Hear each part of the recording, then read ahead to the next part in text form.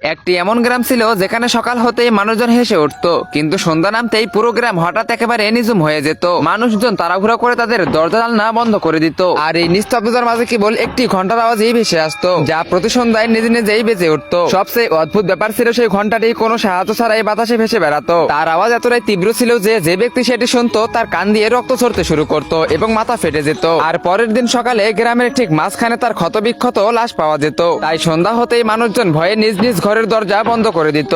আর ঠিক সেই গ্রামেই থাকতো ঠুংঠুং। ঠুংঠুং সারাদিন মাঠে কঠোর পরিশ্রম করত এবং সন্ধ্যা নামার আগেই বাড়ি ফিরে আসতো। কিন্তু ঠুংঠুং এর মাথায় সারাক্ষণ একটি প্রশ্ন ঘুরপাক খেত, যদি ঘন্টাটি বাতাসে ভেসে বেড়ায় তবে তার পেছনের অদৃশ্য শক্তিটি কি এবং তার রহস্যটাই বা কি। একদিন সন্ধ্যায় ঠুংঠুং নিজের ভাবনায় এতটাই মশগুল হয়ে পড়েছিল যে সে টেরই পায়নি কখন সন্ধ্যা 7টা বেজে গেছে। সচেতন হতে সে দ্রুত বাড়ির দিকে রওনা দিল, কিন্তু গ্রামে পা রাখতে সে দেখলো সেই ঘন্টাটি বাতাসে ভেসে সোজা তার দিকেই আসতেছে। এটি দেখে ঠুংঠুং ভীষণ ঘাবড়ে গেল। ঠিক তখনই ঘন্টাটি ভাসতে ভাসতে তার একেবারে কাছে এসে থেমে গেল এবং প্রচন্ড শব্দে বাজতে শুরু করলো। তার আওয়াজ এতটাই তীব্র ছিল যে পুরো গ্রাম কেঁপে উঠলো। কিন্তু ঠুংঠুং এর সেই আওয়াজে কিচ্ছু হলো না, কারণ সে জন্ম থেকেই বয়রা ছিল। কিন্তু সে মানুষের ঠোঁট নাড়ানো দেখেই কথা বুঝতে পারতো। আর তখনই হঠাৎ করে ঘন্টাটি বাজা বন্ধ হয়ে গেল এবং সেটার ভিতর থেকে একটি ছোট্ট বাচ্চার আত্মা বের